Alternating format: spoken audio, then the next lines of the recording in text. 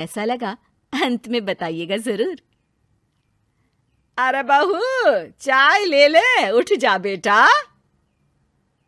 अरे मम्मी रहने देती ना, मैं उठ तो रही थी। अरे कोई बात नहीं, खाने में क्या बनाना है वो बता दे। देख लो माँ, कुछ भी जो ये कहे बना लेते हैं। बेटा मैंने तो जो सब्जी थी वो काट दी है, तू बस रोटियां बना लेना। ये हर रोज सुबह का सीन था ममता के ससुराल का।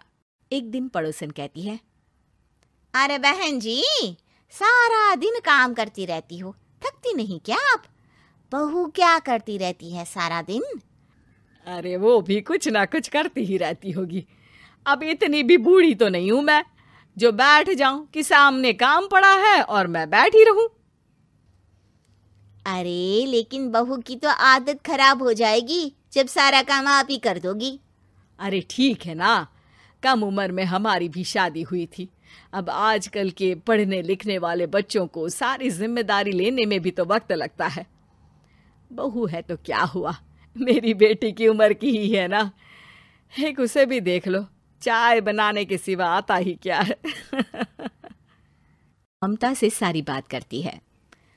हाँ मम्मी जी ही ज्यादा काम करती हैं, इसमें कोई दो राय नहीं है। लेकिन मैं भी क्या करूं, ऑफिस और घर के बीच जो वक्त मिलता है उसी में काम कर लेते हैं, है ना। दिन बीत रहे थे। सास बहू के बीच की बॉन्डिंग अच्छी थी, लेकिन जब बहू माँ बनती है तो जो थोड़ा बहुत काम किया करती थी वो भी छोड़ देती है।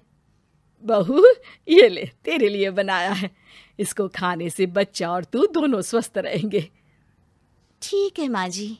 माँ जी, वो बच्चे के लिए गद्दे जो सूख रहे हैं ना छत पर, जरा ले आइए ना।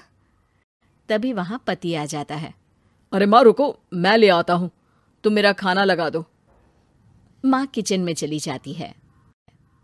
पता है, बगल वाली डॉली है ना, वो लोग हमारी साइड के हैं। उसकी सास ने तो उसकी हड्डियों को मजबूत करने वाले लड्डू बनाए हैं। उसे भी बच्चा हुआ है ना। पता नहीं मम्मी जी क्या पानी सा उबाल कर दे देती है, मैं तो बस वही खा लेती हूँ। अरे तो तुम्हारे साइड बनता है तो तुम अपनी माँ से बोल दो, वो बना देंगी। आहा, माँ की तबीयत ठीक नहीं रहती, तुम जानती हो ना, कैसे बनाएंगी वो? अरे क्या हो गया सासू माँ को, कल तक तो फेसबुक में किटी की फोटो डाल रही थी। अच्छा अच्छा चुप रहिए।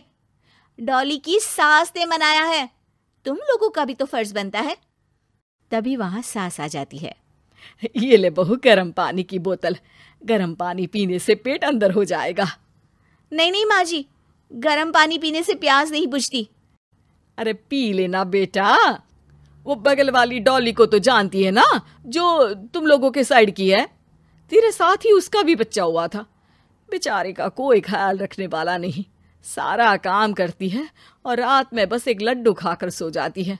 पेट तो लटक ही गया है और बच्चा तो कितना कमजोर सा है उसका। अच्छा माँ, क्या बात है, डॉली की ये हाल है? क्यों मैडम, क्या कहना है आपका? अब पता है मुझे, किसी के पास मेरी सास की तरह सास थोड़ी ना है। नहीं नहीं बेटा, ऐसा नहीं है, मेरे लिए तो तुम सभी मेरे बच्चे जैसे ही हो। ममता को समझ में नहीं आता कि वो सास में कैसे कोई बुराई निकाले, क्योंकि हर कोई उससे उसकी सास की तारीफ ही किया करता था। एक रोज ममता के घर उसकी ननद आती है। अरे भाभी, मुन्नी को तो 6 महीने हो गए, आप अभी भी बेड पर हो। आ गई है आप? कैसी हैं बुआ? बच्चा होने के 6 महीने बाद आई हैं आप। भाभी अमेरिका दूर है ना, तो वक्त लग जाता है। अब इनकी छुट्टी अभी थी तो सभी आ गए। वैसे माँ कहाँ है? थकी हारी सास बेटी को देखकर खुश हो जाती है। माँ, इस बार तेरा वीजा तैयार है, मेरे साथ चलने को तैयार रहना। हाँ हाँ बेटा, मैं तैयार हूँ। अरे ऐसे कैसे माँ, मैं कैसे मैनेज करूंगी? कैसे मतलब? जैसे मैंने किया अमेरिका में, आप इंडिया में कर लेना। वैसे आपका तो मायका भी पास ही में है ना। हाँ वो तो है, लेकिन वहाँ माँ के पास वक्त नहीं होता, ईश्वर भक्ति में उनका सारा समय चला जाता है। भाभी, बेटी परेशान हो तो माँ का ध्यान आरती में कैसे लग सकता है? समझ में ही नहीं आता। वैसे भी अब माँ को मैं अपने साथ ले जा रही हूँ। माँ को विदेश घूमने का शौक है ना।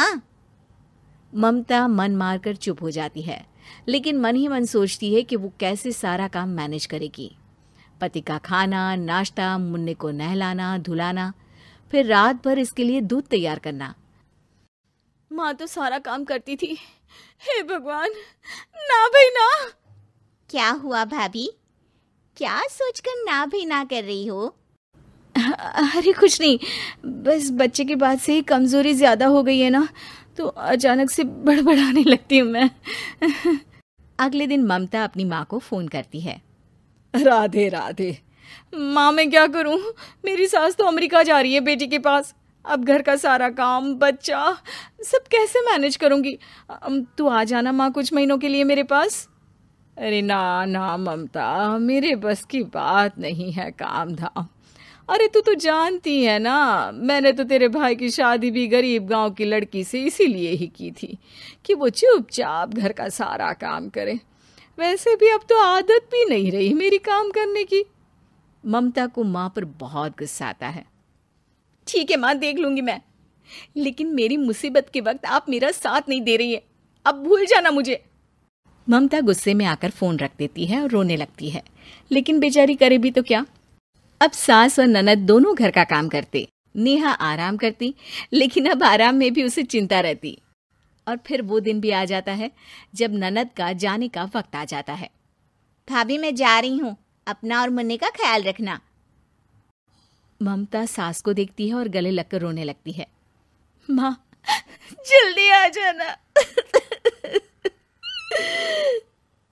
सास मुस्कुराकर कहती है, कहाँ से ममता, मैं कहीं नहीं जा रही। मैंने देखा कि मेरे जाने की बात से ही तू परेशान हो गई थी, इसीलिए मैंने अपना जाना कैंसिल कर दिया है।